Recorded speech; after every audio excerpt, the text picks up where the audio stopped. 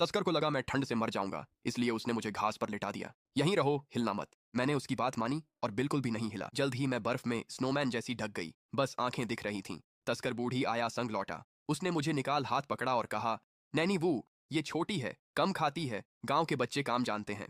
मैंने उसे मुस्कान दी और उंगलियां मलती रही। बूढ़ी आया मुझे एक बड़े लाल फाटक से अंदर ले गई। ड्यूक के महल में नौकरों की कोई कमी नहीं थी। तुम बहुत छोटी हो और इतने कम कपड़ों में हो। बेचारी, ड्यूक और मैडम अच्छे हैं, यहीं रहकर काम करो। नहीं, मुझे भूख लगी है। मैं कुत्ते के घर के पास बैठ गई और एक बन जल्दी जल्दी खाने लगी। तुम्हें भी भूख लगी होगी। फिर कुत्ता मेरे पास बैठ गया और उसने बच्चे दिए। मैं चौंक कर उछल पड़ी और लगभग पॉट की बाल्टी में गिर ही गई थी। मुंह में बन लिए मैं आया के पास भागी। उसे लगा मैंने कुत्ते से लड़ाई की है तो वह मुझे गुस्से में वापस ले आई, पर वहां पिल्लों का झुंड रेंग रहा था। आया ने कुत्ते और मुझे देखा और हैरान रह गई। वह टोकरी ले आई और कुतिया और पिल्लों को गर्म कमरे में ले गई, मुझे बर्फीले आंगन में छोड़। मैं बाल्टी उठाने के लिए छोटी थी, इसलिए उसे बस धक्का दे पाई। ये देख आया ने मुझे इसे खाली करने को नहीं कहा। ठीक है, तुम इसके लिए बहुत छोटी हो, अब तुम्हें ये नहीं उठाना होगा। फिर मुझे अस्तबल भेज दिया गया। उसने मुझे छोटे घोड़े को चारा डालने के लिए कहा।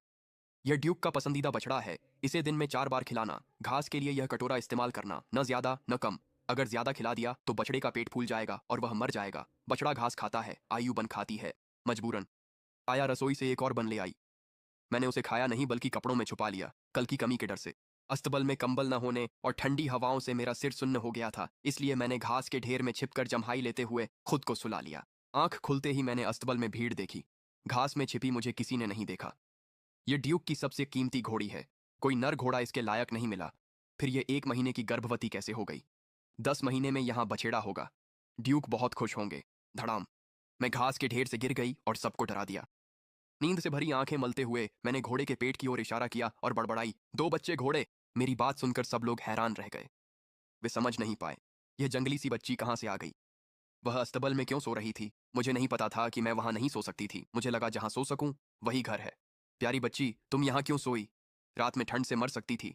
जाओ, मोटे कोट ले आओ। बूढ़ी आया ने मुझे एक बड़े गद्देदार कोट में लपेटा और अंदर ले गई। कमरा वसंत की दोपहर जैसा गर्म था। वहां एक बड़ा तांबे का तसला लाल दहक रहा था। मैंने उसे छूने की कोशिश की तो किसी ने मेरे हाथ पर थप्पड़ मार दिया। वो अंगीठी है, हाथ जल जाएगा। मैंने दुखता हाथ मुंह में डाला और मुस्कुराते हुए आंखें बंद कर लीं।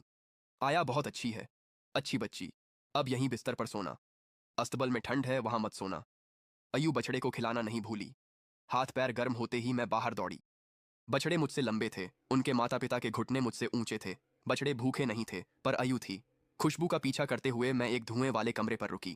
मैंने खिड़की से झांका, पर अंदर नहीं देख पाई। एक दीदी ने दरवाजा खोला। बाहर कौन है? घोड़ा। अयू भूखी है। उसके पीछे किसी ने धीरे से कहा, ये वही छोटी लड़की है जिसे नानी वू ने